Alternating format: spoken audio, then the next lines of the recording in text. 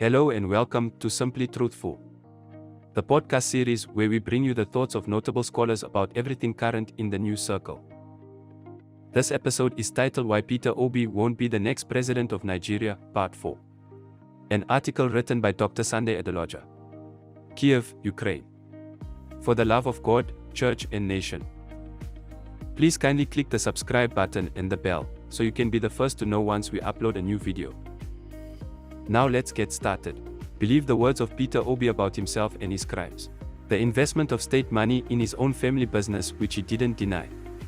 Peter Obi claimed that the company belonged to his parents, and he had no dealings in it after he became a public officer. He stated this in response to a question by Kadaria Ahmed, host of The Candidates, a presidential town hall co-production between Daria Media and the Nigerian Television Authority, NTA, with support from the MacArthur Foundation, held in Abuja in 2019.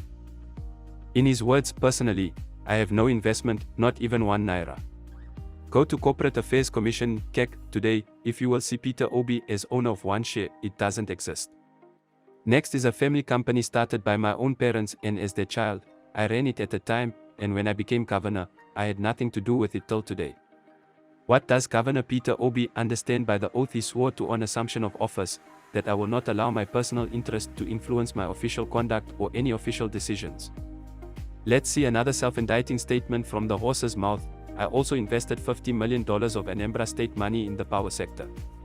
I invested several billions in banks, including banks where I have shares.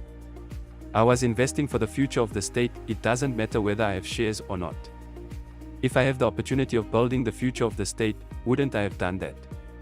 He continues in his boastful manner, I brought international breweries into Nigeria, and as a governor of a state, they built a greenfield facility in the state and they came to me and said, as our partner, we want you to own 15% of this company, and I said to them, no, right now, I am the governor of a state.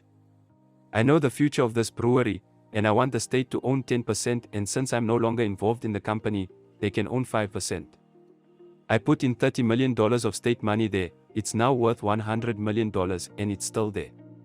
No other state in this country has such investment. Unfortunately, the investment he said will benefit the state has now crashed and turned to a big liability worth only at most $5 million today. If Nigeria were to be a society of law and order, Peter Obi should be serving jail terms based on his own public confession. Instead of Peter Obi to hide his head in shame or at least repent before Anambra people, he is now trying to go to a higher stage to become the president of Nigeria. He actually boasts about his compromising investments, selling it to Nigerians as his ingenuity. Compare that to what Tinubu did in Lagos.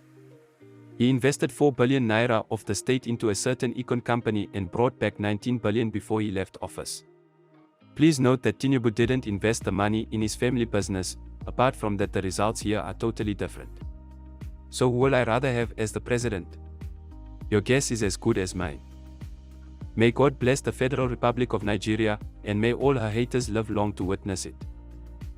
Please rate, review and subscribe to or follow the podcast on Apple, Spotify or wherever you get your podcasts. Thank you for listening.